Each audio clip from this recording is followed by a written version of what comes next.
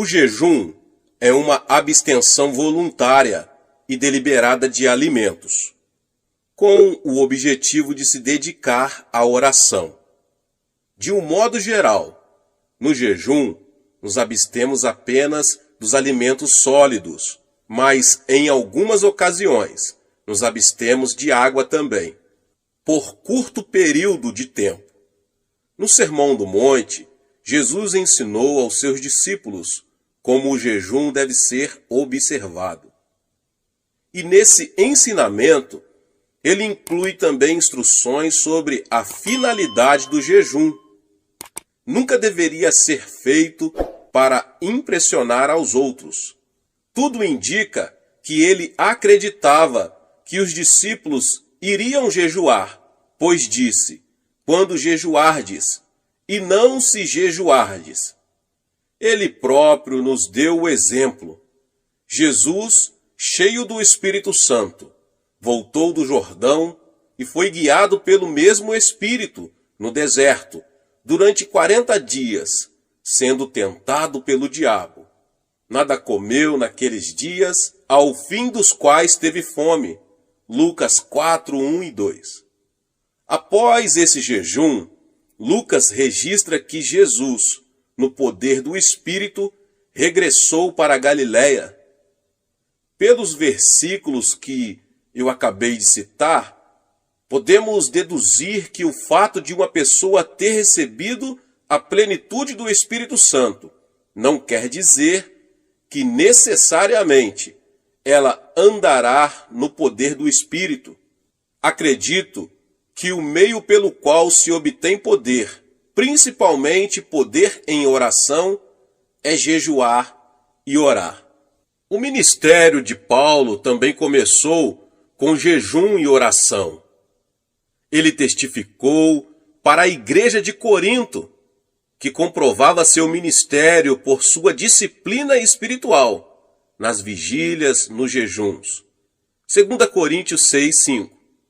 Mas o apóstolo estava acostumado a jejuar e orar. Vigílias significa noites de oração. A igreja primitiva jejuava e orava em cultos públicos com o objetivo de saber a vontade de Deus. Lemos em Atos 13 como o Espírito Santo pôde dar orientações claras à igreja. Havia na igreja de Antioquia profetas e mestres: Barnabé, Simeão, por nome de Níger, Lúcio de Cirene, Manaém, Colasso de Herodes, o tetrarca, e Saulo. E servindo eles ao Senhor e jejuando, disse o Espírito Santo: separai-me agora, Barnabé e Saulo, para a obra a que os tenho chamado. Então, jejuando e orando, os despediram, e aqueles dois apóstolos, Barnabé e Paulo, fundaram novas igrejas, ensinaram aos crentes a mesma prática de jejuar e orar, que haviam aprendido em Antioquia.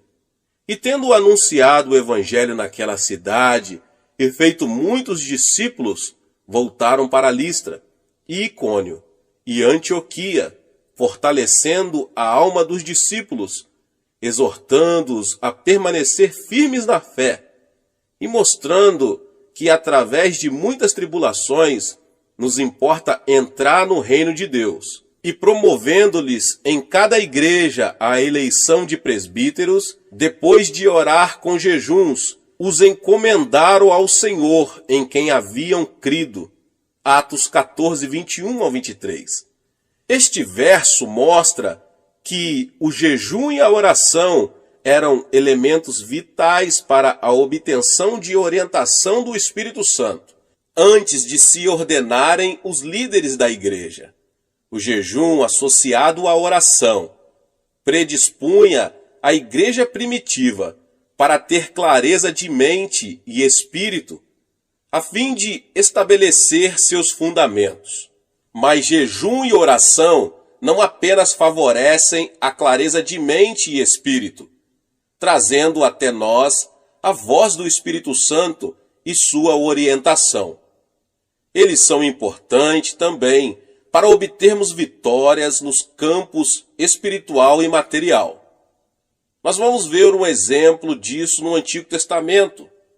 Josafá, rei de Judá, recebeu a informação de que havia um exército inimigo que se agrupava para atacar seu país. Era um exército composto de homens de Moabe e Amon, que se aproximava das fronteiras de Judá. Nós que moramos na Coreia do Sul, sabemos o que é ver um exército entrincheirado junto à nossa fronteira. Em vez de entrar em luta, pois não tinham armamentos, o rei resolveu usar os recursos espirituais. Proclamou um jejum nacional. E todo o povo se reuniu, homens e mulheres, meninos e meninas, e jejuaram e buscaram ao Senhor, pedindo sua intervenção. E o resultado disso foi que Deus conquistou uma gloriosa vitória. O Senhor orientou o rei, mostrando-lhe como deveria lutar contra o inimigo. Tenho certeza de que nunca houve uma batalha como aquela. Josafá designou alguns homens para louvarem o Senhor diante do exército. Quando o inimigo viu aquilo, houve uma grande confusão em seu acampamento. Os homens puseram-se a lutar uns contra os outros. E os israelitas, depois, levaram 3 dias recolhendo os despojos da batalha, já que Deus lhes dera vitória, sem que precisassem recorrer aos armamentos. Isso está em 2 Crônicas 20. Quando começamos a jejuar, temos que assumir a atitude mental correta. Não podemos ver o jejum como uma autopunição, apesar de que, a princípio, nosso corpo possa reclamar.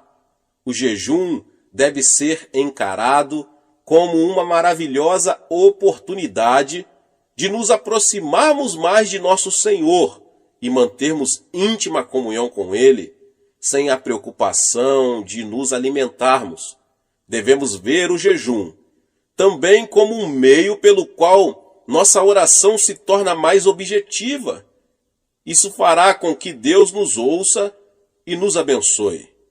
Quando encaramos o jejum dessa maneira, ele se torna mais fácil. Geralmente, oriento os crentes a começarem com um jejum de 3 dias.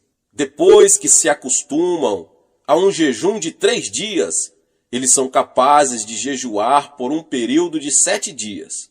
Daí, passam para jejuns de 10 dias. Alguns já chegaram a jejuar 40 dias, mas não incentivamos isso com frequência. Através do jejum e oração, o crente se torna mais sensível espiritualmente em relação a Deus e passa a ter mais poder para combater as forças de Satanás. Como é que isso funciona? O desejo pelo alimento é um fator básico em todas as criaturas vivas. É uma das maiores forças motivadoras que atuam em nosso corpo, mesmo antes de nascermos. As criancinhas já nascem com um instinto natural de buscarem o seio materno. Se pudermos associar esse intenso desejo natural a um anseio espiritual de mantermos comunhão com a nossa fonte espiritual, o resultado é uma intensidade maior. Esse é o objetivo da oração e jejum. Somando nosso desejo espiritual ao natural, podemos fazer com que a preeminência de nossa oração chegue ao trono de Deus com tanta intensidade que Ele nos ouvirá e atenderá. O anseio espiritual é um fator básico da oração. Agrada-te do Senhor, e Ele satisfará os desejos do teu coração. Salmos 37:4. Por isso vos digo que tudo quanto em oração pedirdes, crede que recebestes, e será assim convosco. Marcos 11:24. Portanto, quanto mais forte for nosso anseio em relação a um pedido, mais eficiente será a nossa oração.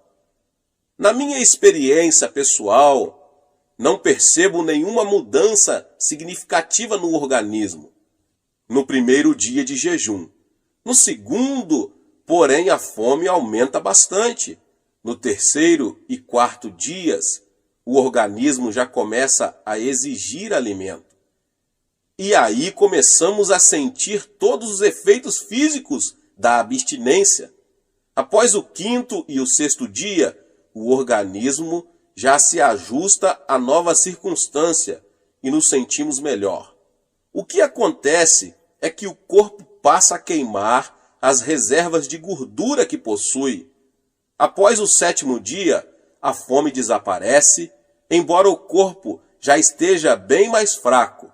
Contudo, obtemos uma clareza de mente e uma liberdade em oração bastante incomum. Quando jejuamos, Deus vê nossa sinceridade em nos humilharmos voluntariamente e atende a ela. Na medida em que um indivíduo, cidade ou nação deliberadamente se humilham e afligem a alma, Deus libera sua misericórdia e graça. Como vemos em muitos exemplos do Antigo Testamento, Deus lutou pelo povo e Israel, sempre que este se humilhou diante dele. Satanás está sempre querendo nos atingir. Quando sucumbimos frente aos nossos desejos carnais, ele não pode vencer a barreira de proteção que é o sangue de Cristo, mas podemos dar-lhe acesso à nossa pessoa quando pecamos. Paulo diz que Satanás é o príncipe da potestade do ar, ou da atmosfera que circunda a terra.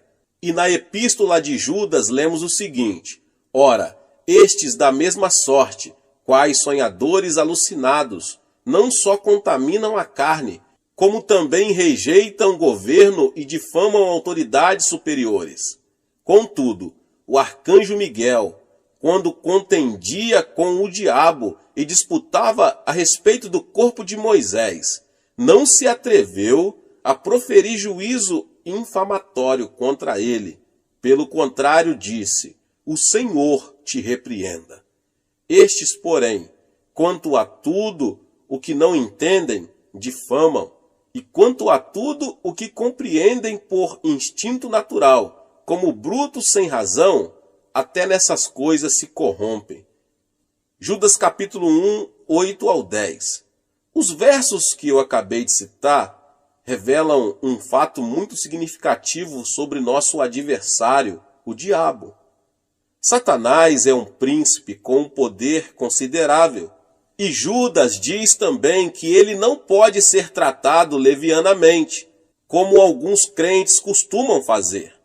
Embora seu poder sobre a propriedade divina tenha sido destruído, ele ainda é um oponente muito perigoso. Jesus afirmou o seguinte: porque aí vem o príncipe do mundo, e ele nada tem em mim. Em outras palavras, Satanás não encontrava em Jesus nenhum ponto de apoio a partir do qual pudesse lançar um ataque contra ele. Nós também devemos viver de tal forma que o príncipe deste mundo não ache em nós terreno favorável que acolha seus ataques.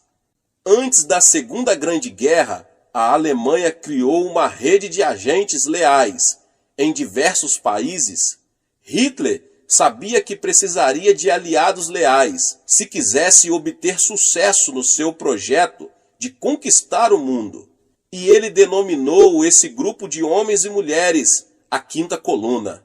Precisamos cuidar para que não haja em nós nenhuma quinta coluna que se alie a Satanás. E como conseguimos isso? Pela oração e jejum.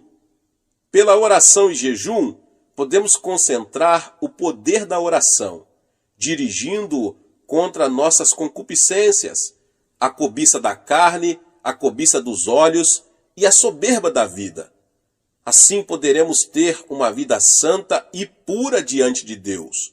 Pela oração e jejum, podemos ver destruída essa cabeça de ponta de Satanás, a que me referi com a quinta coluna. Então, quando vier o príncipe deste mundo, não achará lugar em nós. O resultado prático do jejum e oração será a manifestação em nossa vida de uma religião verdadeira e sem mácula. Porventura, não é este o jejum que escolhi? Que soltes as ligaduras da impiedade, desfaça as ataduras da servidão, deixes livres os oprimidos e despedaces todo o jugo? Porventura, não é também que repartas o teu pão com o faminto e recolhas em casa os pobres desabrigados, e se vires o nu, o cubras, e não te escondas do teu semelhante? Isaías 58, 6 e 7. O jejum pode romper as ligaduras da impiedade, libertar os oprimidos e produzir completa e total libertação. Temos aí a ordem de despedaçar todo jugo.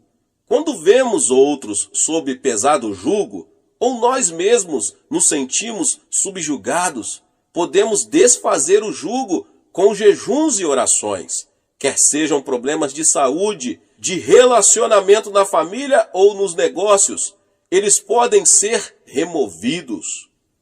Como eu já ensinei, já preguei, o Monte da Oração é um local dedicado ao jejum e à oração. Não tem por objetivo sanar os problemas apenas dos que ali se encontram. Ali intercedemos também por milhares de pessoas que escrevem para nossos escritórios em Nova York. Depois que os pedidos de oração que nos chegam diariamente saem da minha mesa e são apresentados para oração em nossa igreja, são enviados ao Monte da Oração. Cada intercessor recebe um pedido que a essa altura já foi trazido para o coreano. E essa pessoa ora e jejua até sentir em seu coração o testemunho do Senhor de que ele já ouviu e a resposta já está sendo enviada. Jejuando, nossos intercessores se tornam sensivelmente mais conscientes da importância do pedido. Assim, eles podem visualizar o problema pelo qual oram, bem como a resposta. Recebemos muitos testemunhos a respeito de orações atendidas, e são tantos que eu falaria por muito tempo, por muitas horas, vários e vários testemunhos. O fato é que já aprendemos que Deus atende às petições acompanhadas de jejum.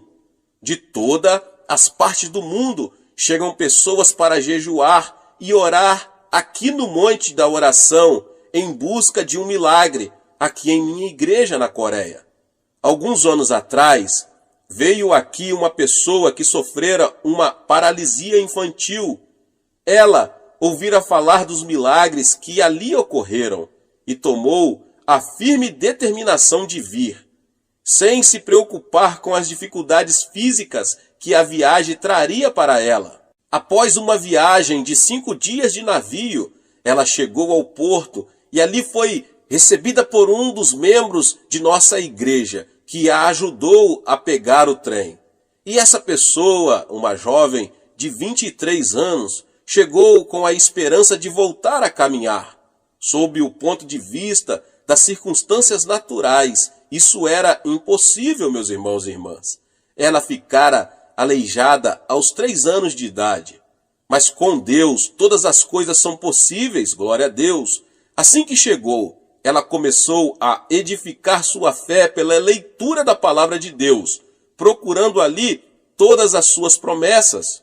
Como estava com a intenção de ficar aqui 3 meses, separou 2 dias da semana para jejuar.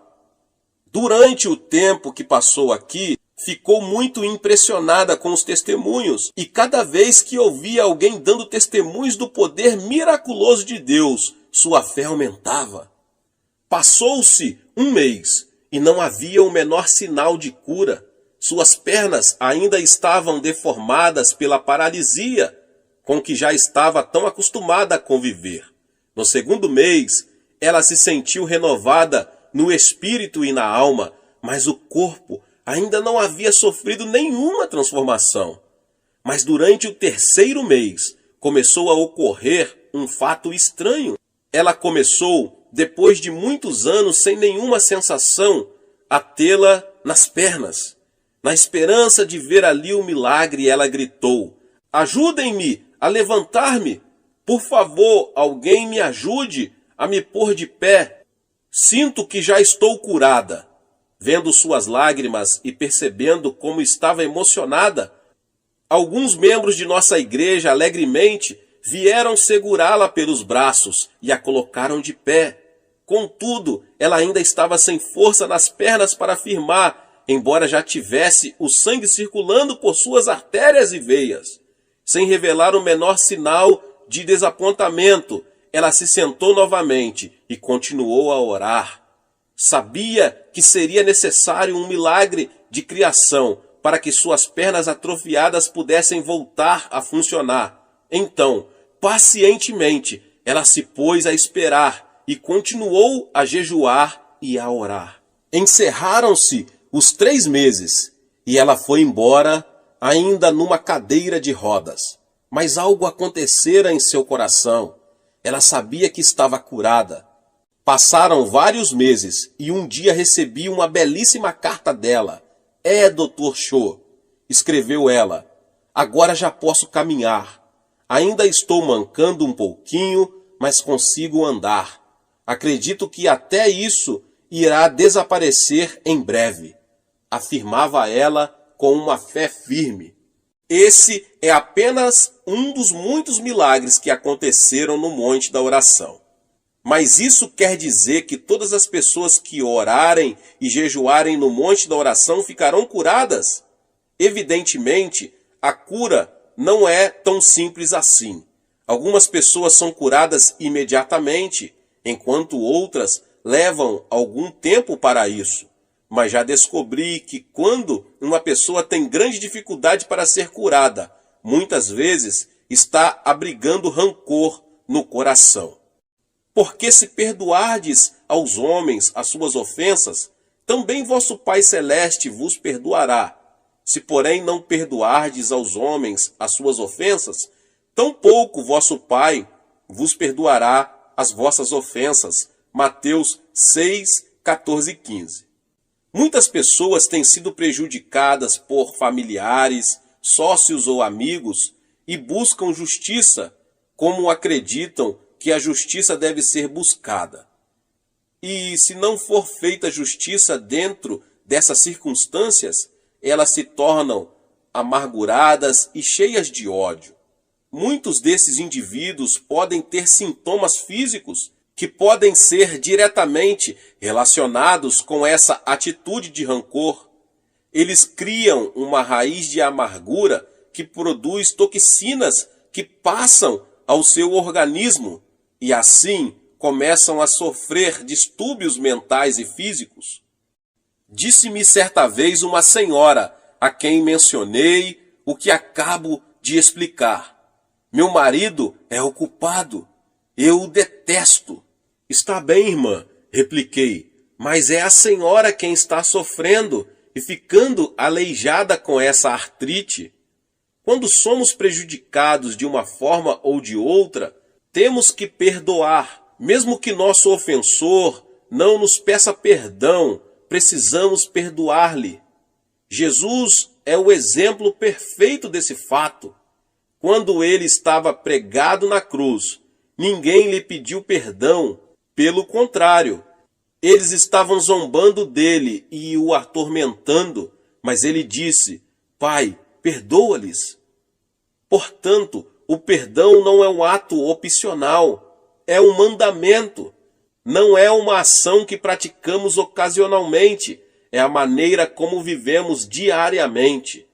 Quando perdoamos a uma pessoa que nos causou algum mal, estamos permitindo que o Espírito Santo coloque convicção de erro naquele que nos prejudicou. Nada escapa aos olhos de nosso Pai Celeste. Ele conhece todas as intenções, as motivações do coração. O Espírito Santo pode convencer de pecado, da justiça e do juízo. Bem, voltamos à história que eu acabei de dizer sobre a senhora. Aquela senhora que estava em meu gabinete era casada havia vários anos. O marido a abandonara e vivia com outra mulher. E essa irmã estava passando por sérias dificuldades, pois tivera que assumir o sustento dos filhos. Agora estava ali querendo cura para a sua paralisia. O Espírito Santo orientou-me para que lhe perguntasse: a senhora já perdoou seu marido? Não, não posso. Eu o detesto, respondeu chorando, sem conseguir controlar as lágrimas. Mas a senhora tem de perdoar-lhe, continuei. Assim seu coração ficará livre dessa amargura que está impedindo que seja curada, e liberará o Espírito Santo para que opere na vida dele. Instantes depois, ela resolveu perdoar-lhe e voltar ao monte da oração para jejuar e orar. No domingo seguinte, após um de nossos cultos, ouvi alguém bater à minha porta. Convidei a pessoa para entrar e vi um homem de aparência muito séria, acompanhado de uma senhora. Pastor, disse ela, este é meu marido, por quem temos estado orando. A mulher mal conseguia conter as lágrimas ao virar-se para ele e dizer: conte ao pastor o que aconteceu. Pastor Cho, disse ele, será que Deus poderá perdoar-me? Sou um grande pecador. Em seguida, ele narrou o que se passara. Há uma semana comecei a ter uma profunda sensação de culpa quando estava em casa com outra mulher. Não conseguia suportar a pressão interior que sentia. De repente, comecei a pensar na minha esposa e filhos que abandonara, e não conseguindo me livrar do senso de culpa que sentia. Quando chegou o domingo, resolvi vir à igreja com a esperança de receber perdão e me sentir melhor. Ali, então, vi minha esposa sentada do outro lado do salão.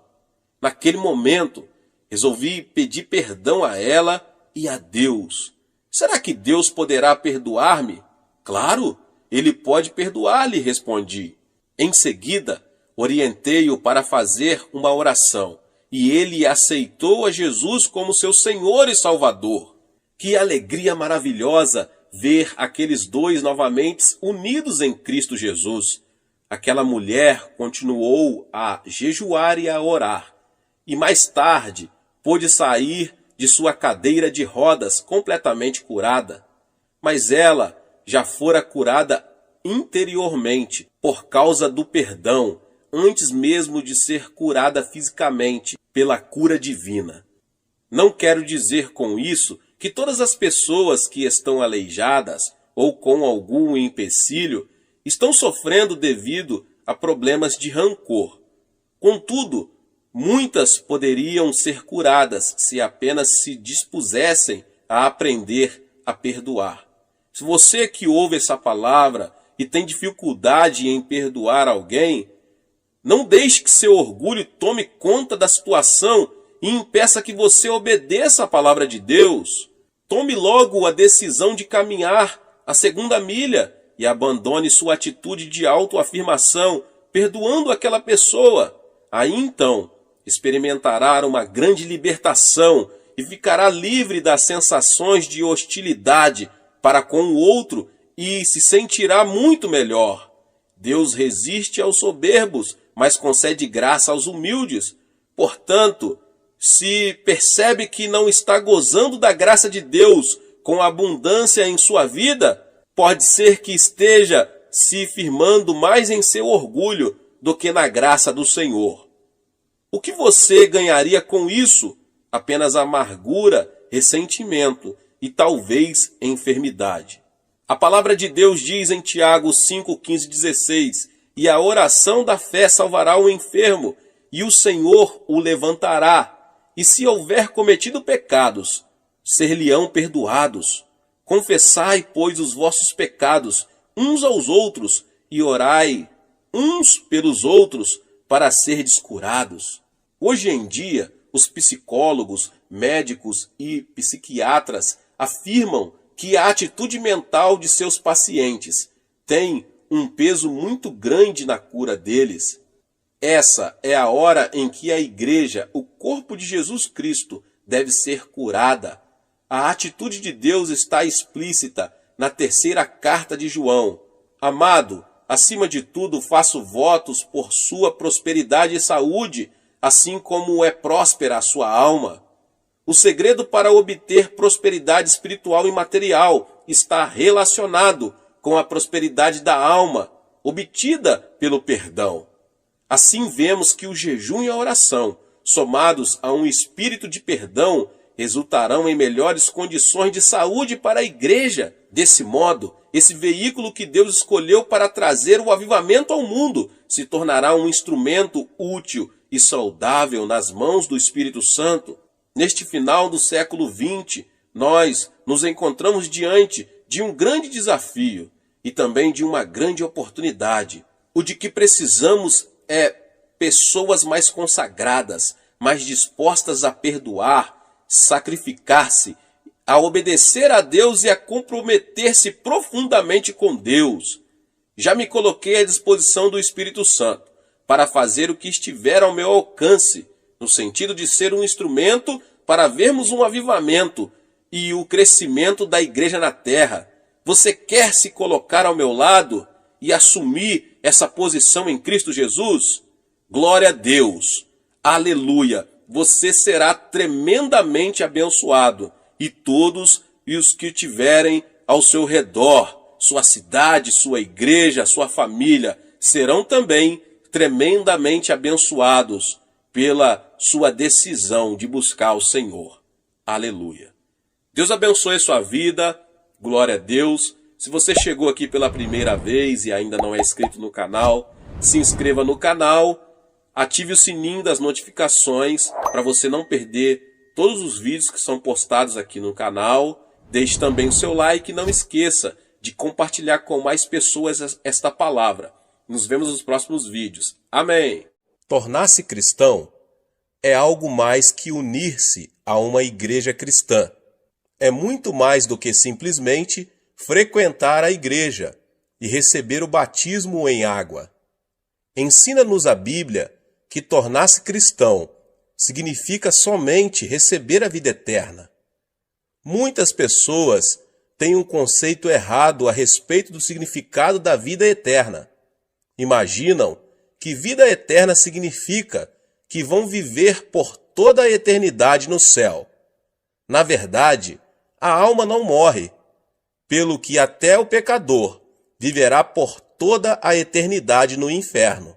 Portanto, veja bem, aceitar a Jesus Cristo não significa apenas viver na eternidade.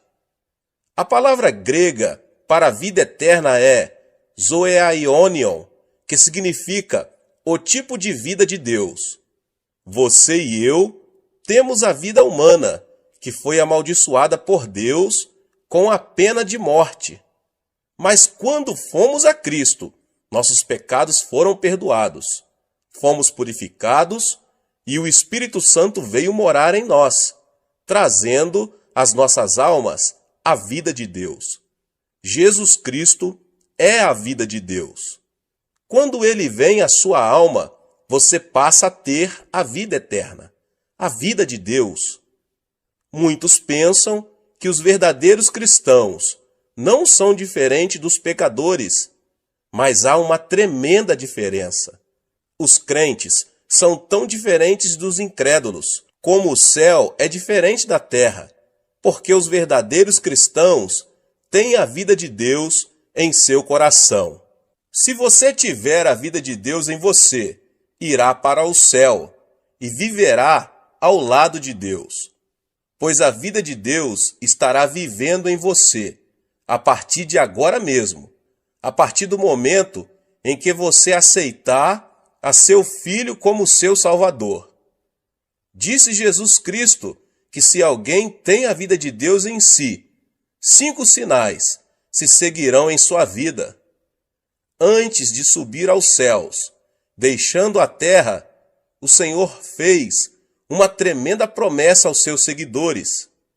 E estes sinais hão de seguir os que creem. Em meu nome expulsarão demônios, falarão novas línguas, pegarão em serpentes, e quando beberem alguma coisa mortífera, não lhes fará dano algum. Imporão as mãos sobre os enfermos e os curarão. Depois de o Senhor lhes ter falado, foi recebido no céu e assentou-se à destra de Deus. Então os discípulos partiram e pregaram por toda parte, cooperando com eles o Senhor e confirmando a sua palavra por meio de sinais que a acompanhavam. Disse também Jesus que os céus e a terra haviam de passar, mas suas palavras permaneceriam. A palavra de Cristo deve permanecer, e ele a confirma com sinais que a acompanham. Leio na Bíblia que Jesus Cristo é o mesmo ontem, hoje e eternamente. Seu ministério nunca mudou. Ele está conosco hoje e devemos ver estes 5 sinais acompanhando o nosso ministério. Somente a incredulidade dos cristãos os impedem de fazer esses sinais. Mas se cremos, todos esses sinais nos acompanharão. O primeiro sinal é que expulsaremos os demônios pelo nome de Jesus. Em nossos dias, as pessoas nos perguntam: onde estão os demônios? Diz-nos a Bíblia que no começo de nossa história o diabo se aproximou-se de Adão e Eva e os enganou. Enquanto Jesus esteve neste mundo, foi tentado por Satanás. Depois de jejuar durante 40 dias e 40 noites, quando ele se dirigiu à sinagoga para pregar, e por onde quer que ele fosse, Satanás o desafiava. E por onde quer que Cristo fosse, ele expulsava demônios. Em certa ocasião, ele disse a Pedro: "Para trás de mim, Satanás." Mais tarde, o diabo haveria de entrar no coração de Judas Iscariotes e nele plantar a ideia de trair a Cristo. As pessoas de mentalidade mundana não entendem as coisas espirituais, mas quando somos iluminados pela vida de Jesus, ficamos sabendo que existe um inimigo chamado diabo. Nesses últimos dias, a obra do diabo está aumentando, mas Cristo nos concedeu esta promessa, segundo a qual podemos expulsar demônios em seu nome. Diz a Bíblia que Cristo é a verdade e que sua palavra é a verdade. Os ímpios dizem que o diabo não existe, mas Cristo nos diz que existe um diabo e seus demônios para serem expulsos.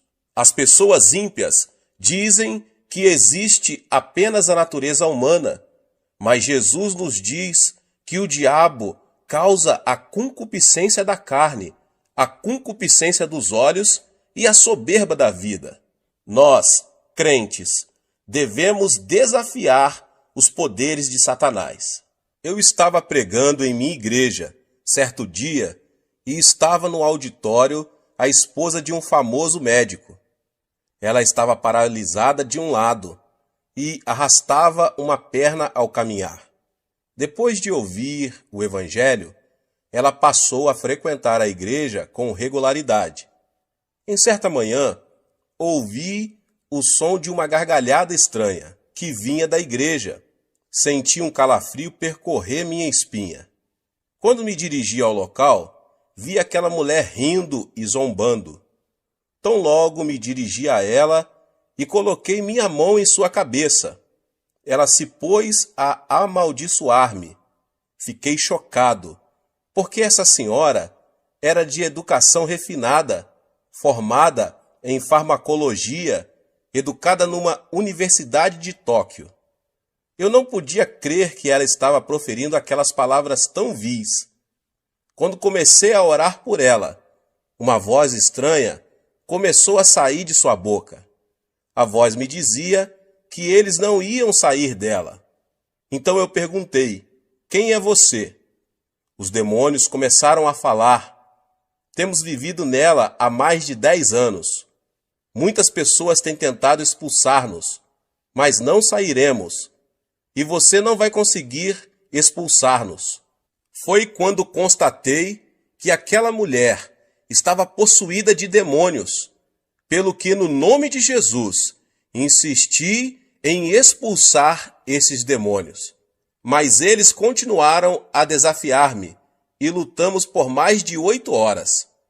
Em nome de Jesus Cristo, ordenei aos demônios que saíssem, mas eles continuaram a protestar, dizendo que de modo algum sairiam. Eu não havia tomado o desjejum pela manhã, nem havia almoçado, de modo que às 17 horas eu estava tão cansado que quase não conseguia falar, mas prossegui clamando: Diabo, vá embora em nome de Jesus Cristo. A mulher também estava cansada, mas o diabo continuava dizendo: Não, eu não vou sair. De minha parte, eu só não estava cansado, mas com muito medo, porque o marido dela era um famoso médico que trabalhava no Hospital da Cruz Vermelha em Seul. Não era cristão, e se me visse naquela situação, ele me processaria judicialmente. Em meu desespero, pus-me a clamar pelo nome de Jesus Cristo com maior fervor. O poder do Espírito Santo desceu sobre mim, e logo eu me vi cheio do Espírito, e me senti tão leve, como se eu estivesse esticado, bem na ponta dos dedos do pé. E novamente, com uma tremenda unção, ordenei ao diabo que saísse. De súbito, a mulher teve como uma convulsão e pôs-se a gritar. A seguir, desmaiou e ficou como morta. As pessoas ao meu redor começaram a dizer que ela estava morta. Mas quando eu a tomei pela mão e a levantei em nome de Jesus Cristo, ela se pôs de pé completamente curada de sua paralisia. Ela começou a pular e a louvar a Deus, e estando ocupada em demonstrar seu regozijo, o marido chegou. Ao ver a esposa curada, o homem se ajoelhou ali mesmo e entregou seu coração ao Senhor Jesus. Eu estive também dirigindo outra vez uma série de reuniões evangelísticas na Inglaterra. As reuniões eram feitas num teatro. As pessoas estavam endurecidas. Eu lhes pedia que gritassem aleluia, mas ninguém me atendia. Só faziam sentar-se e ficar olhando para mim, com cara de quem não estava gostando do meu sermão. De minha parte, continuei a pregar a palavra de Deus. No final do culto, quando pedi às pessoas doentes que viessem à frente para a oração, só uma garota veio. Era magérrima e sentia dores terríveis no estômago. Tão logo, ela chegou na frente, começou a chorar. Disse ela: Pastor, não posso comer nada. Tenho terríveis úlceras estomacais e já visitei inúmeros médicos e não fiquei curada. O Senhor pode orar por mim? Quando coloquei minhas mãos sobre ela, a menina pôs-se a gritar. Ordenei-lhe, em nome de Jesus Cristo, fique curada. Mas nesse instante, repentinamente, ela se pôs a xingar-me. Você aí, coreano de uma figa, volte para casa. Eu não vou sair. Perguntei-lhe então: quem é você? Respondeu-me a voz: eu sou o diabo, e eu vou destruir esta menina. Antes de sair, eu vou matá-la. As pessoas por todo o teatro ouviram essas palavras. A congregação sentiu-se eletrizada. Todos se levantaram. Ordenei então ao diabo: Diabo, em nome do Senhor Jesus, sai dessa mocinha. Ela começou a gritar horrendamente e depois caiu prostrada. Ergui-a pela mão, em nome de Jesus, e ela, com o rosto radiante, disse: Louvado seja Deus. Ele foi embora. Ela ficou completamente curada. As pessoas apressadamente vieram à frente para receber orações. A partir da noite seguinte, a multidão encheu o teatro. O poder de Deus se manifestou às pessoas que o buscavam. Demônios escondidos estão operando em nossa sociedade. Estamos todos preocupadíssimos com poluição atmosférica e da água, mas o nosso mundo está cheio de poluição espiritual. Nosso mundo está cheio de imundícia. Nossas ruas estão cobertas de material pornográfico. Você acha que isso é trabalho de Deus? Você acha que esse é o trabalho das pessoas decentes? Não, é claro que não. É o trabalho do diabo. Precisamos eliminar a poluição espiritual de nossas vidas. Nossos filhos estão sendo desorientados pelo diabo. Precisamos amarrar o diabo e expulsá-lo em nome do Senhor Jesus. Você tem a vida eterna dentro de você. A vida eterna é o tipo de vida que vem de Deus, a forma mais elevada de vida. O tipo mais baixo de vida é a do reino mineral. A seguir vem o reino vegetal, depois o reino animal, em seguida o reino da humanidade, depois a ordem angelical e, finalmente, Deus, a fonte de toda a vida. Satanás é um ser angelical e, consequentemente, Satanás é mais poderoso que os seres humanos. É por isso que Satanás controla a humanidade. Entretanto, quando aceitamos a Jesus Cristo, a vida de Deus entra em nós e nós nos tornamos superiores aos seres angelicais. É por isso que podemos expulsar demônios. Temos a vida de Deus em nós, o que torna nossa vida mais poderosa do que a vida de Satanás. A lei da natureza diz que quando o maior chuta o menor, este deve fugir imediatamente. Se você é cristão, mora em você a forma de vida superior.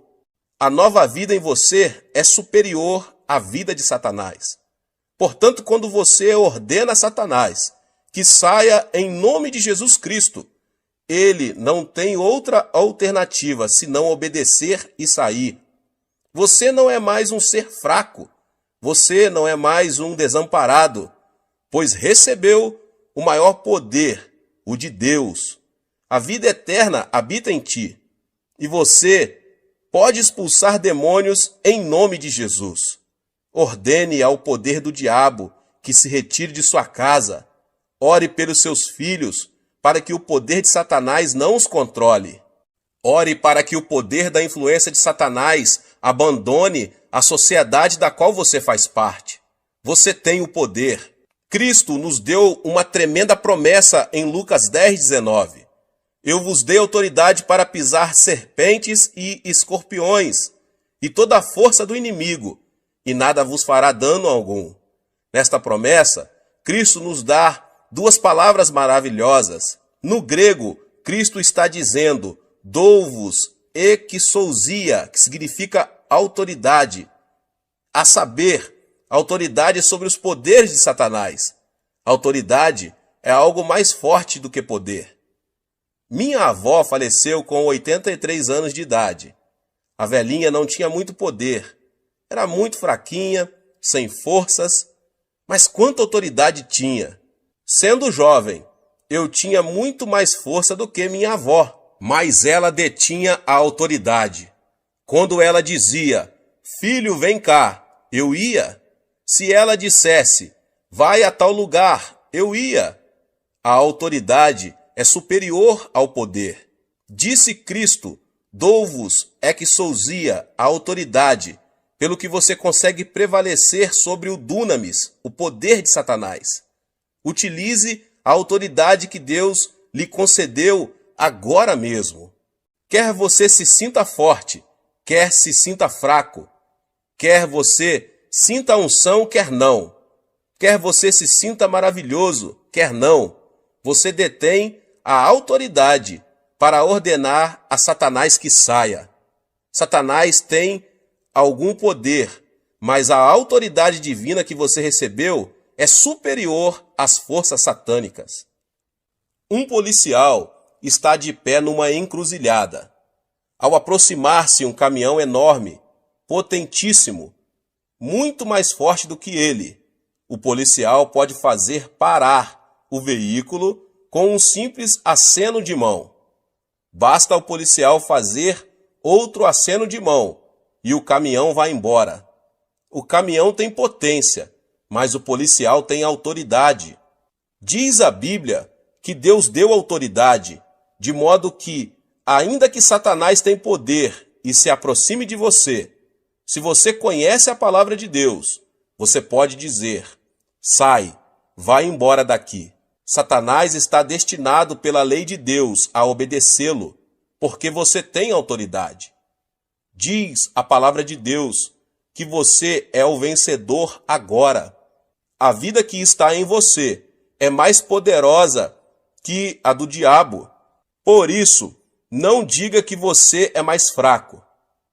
Jamais diga que você não consegue expulsar demônios, mas diga que tem tanto poder como autoridade, visto que a Bíblia assim diz: em meu nome expulsareis demônios. Certa vez eu estava no sul da Coreia e fui encontrar-me com um pastor. Eu o vi implorando e clamando em seu escritório. Quando abri a porta, vi uma mulher possuída de demônio, sentada no assoalho, enquanto o pastor implorava, dizendo: por favor, saia, por favor, saia. O diabo estava rindo dele. Disse eu ao pastor: se você apenas fizer cócegas no diabo, ele não vai sair. Devemos tratar o diabo como diabo. Você tem autoridade. Por isso, eu ordenei ao diabo: eu venho a você em nome de Jesus Cristo. Replicou-me o diabo: eu sei que você não tem poder nenhum. Ao que eu lhe retruquei: sim, eu sei que nenhum poder tenho, mas eu tenho autoridade. No nome de Jesus Cristo eu lhe ordeno: saia. Imediatamente o diabo saiu e a mulher se sentiu aliviada. Você tem a vitória. Não tenha medo de Satanás. Nós podemos expulsar o diabo. Este é o primeiro sinal dos que se seguiriam como promessa feita a você. Em segundo lugar, disse Jesus que em seu nome os crentes falariam em novas línguas. Diz a Bíblia que quando os primitivos cristãos receberam o batismo no Espírito Santo, eles falaram em línguas. Quando o pecador se converte, o Espírito Santo vem habitar nele. Mas quando essa pessoa recebe o batismo no Espírito Santo, o Espírito toma conta dele e flui através dele. O Espírito Santo assume o controle de sua língua e ele começa a falar numa língua nova, muito bonita. Eu próprio oro muito em línguas, mas a Bíblia nos ensina mais do que o uso de línguas desconhecidas, visto que quando nós nos tornamos cristãos, recebemos uma nova língua, isto é, uma nova linguagem. Quando estávamos no mundo, falávamos a linguagem mundana, mas quando nós nos tornamos cristãos, passamos a falar de novas coisas. Começamos a falar a nova língua da Bíblia. Trata-se de uma língua celestial vitoriosa.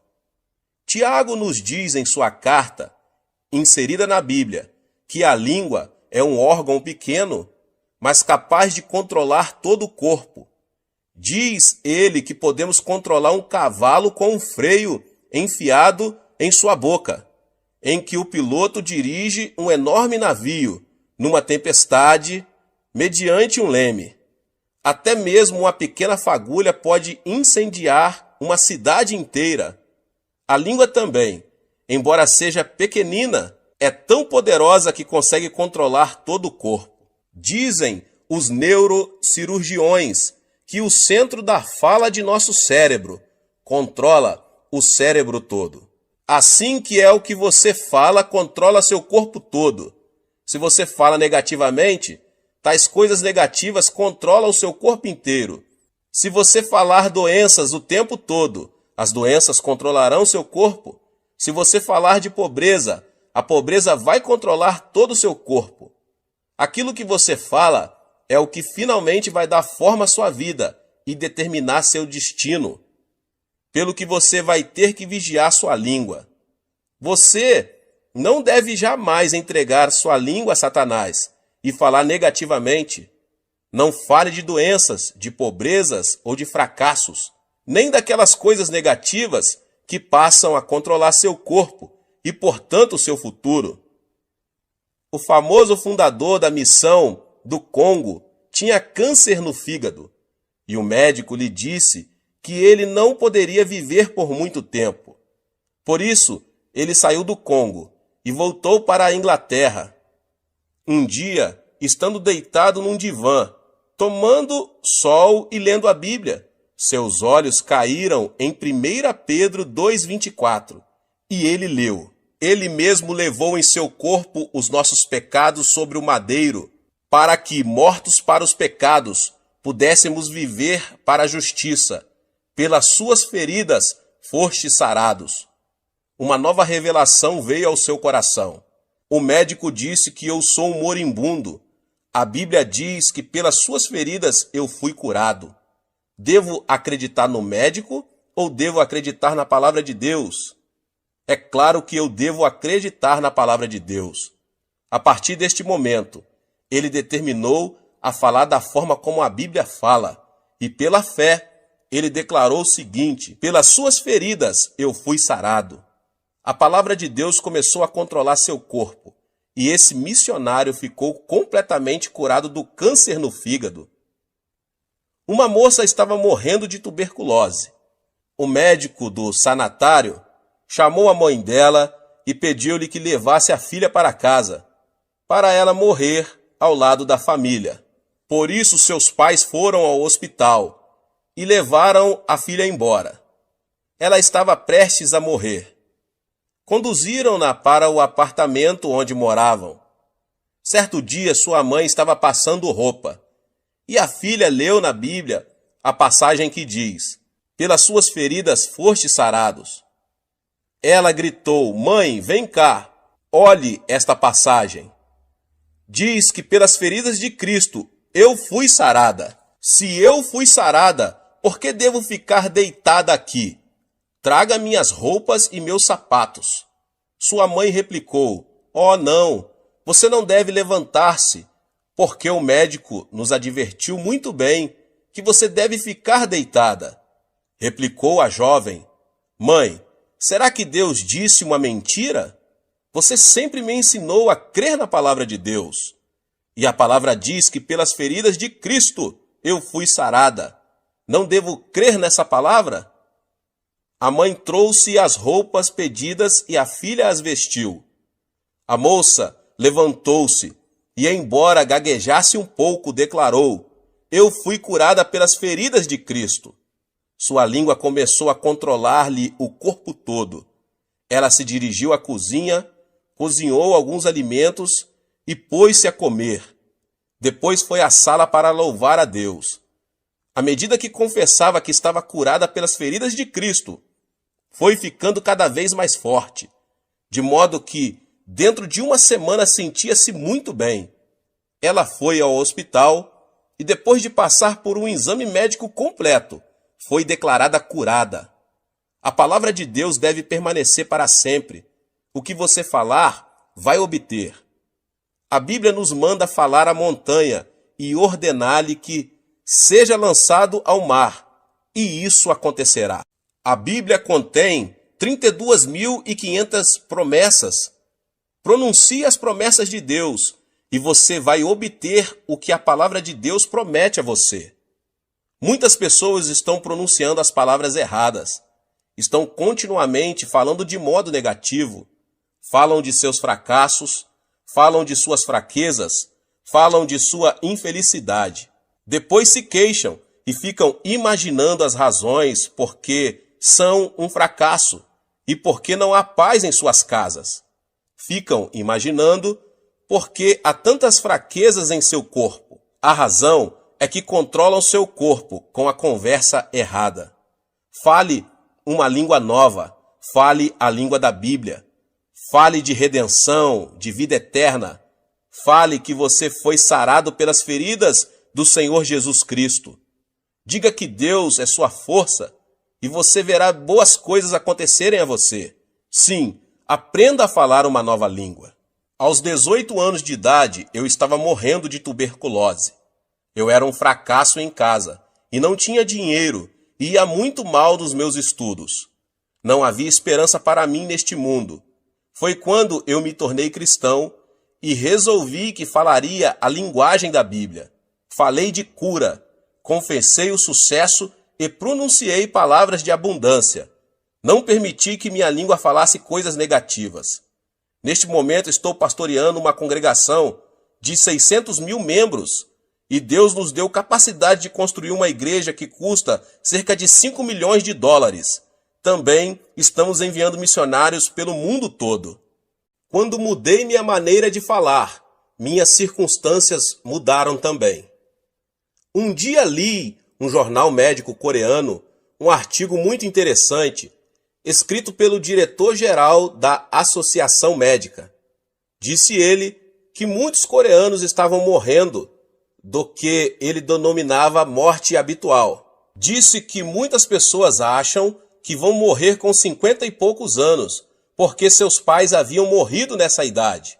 Por isso, ao entrar nos 50 e poucos anos, já começaram a ter tonturas e pensam que vão morrer logo. E muitas pessoas morreram nessa faixa de idade, ainda que não haja causa médica para a morte. Disse o médico que a pessoa não deve antecipar a mesma experiência de seu pai, porque esse raciocínio tem produzido muitas mortes prematuras. Eis aí, até um médico incrédulo confessa que a língua controla nosso futuro. Você pode ser vitorioso, você pode ser curado. Sim, você pode viver uma vida feliz. Comece agora mesmo a falar a palavra de Deus e mantenha o tipo correto de conversa. Ponha as palavras certas em sua boca. Fale uma nova língua. Em terceiro lugar, a Bíblia diz que os crentes pegarão em serpentes. Isso não significa que devemos andar por aí pegando em cobras. Só um louco faria isso. Serpente aqui significa Satanás. A serpente chamada Satanás chegou a Adão e Eva no jardim do Éden e seduziu-os, fazendo-os voltar-se contra Deus. Nós, seres humanos, somos feitos de corpo, alma e espírito. Mediante nossos 5 sentidos, pertencentes ao nosso corpo físico, nós nos comunicamos com o mundo. Portanto, nosso corpo é mundano. Nossa alma é nosso verdadeiro eu, nossa verdadeira personalidade. Mediante o conhecimento e as emoções, nossa alma pode tomar decisões e exercer sua vontade.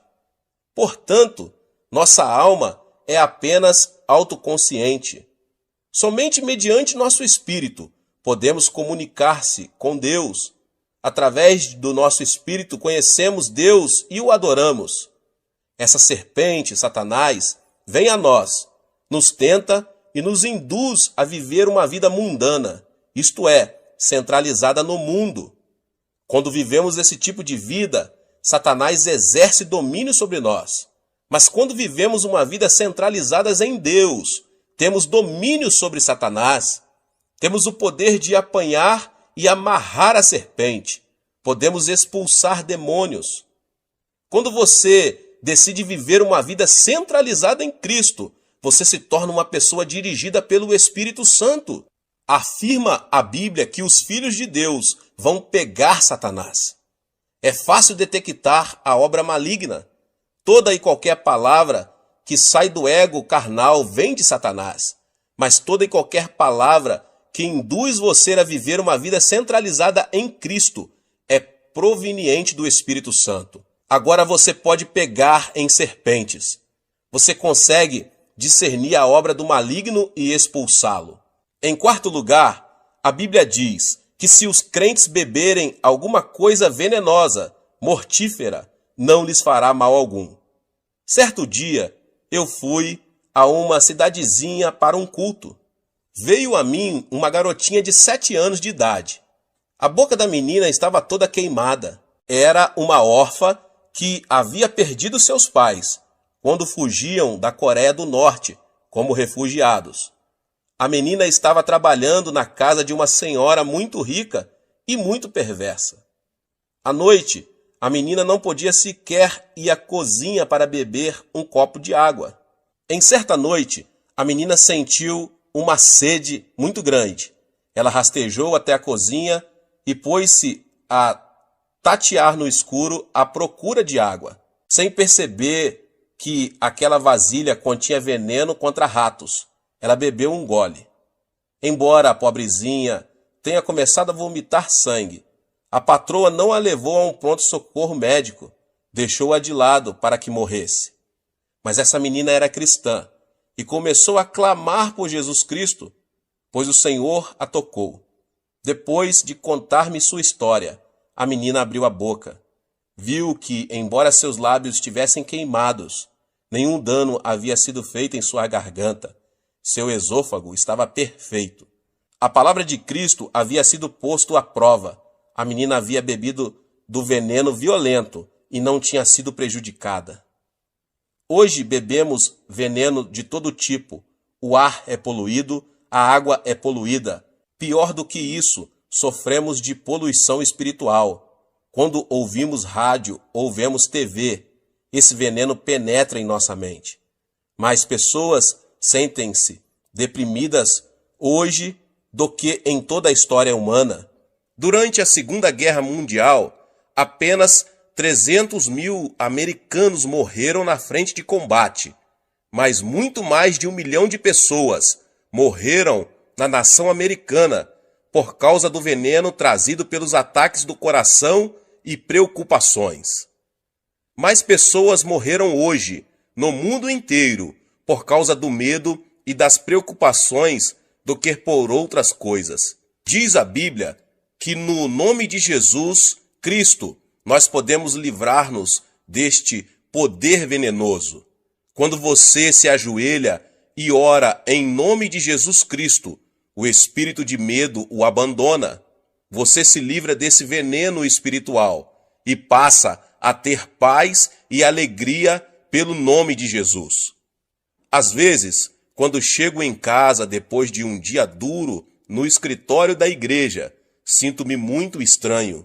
Minha esposa parece irritada, meus filhos parecem agitados demais e eu fico aborrecido.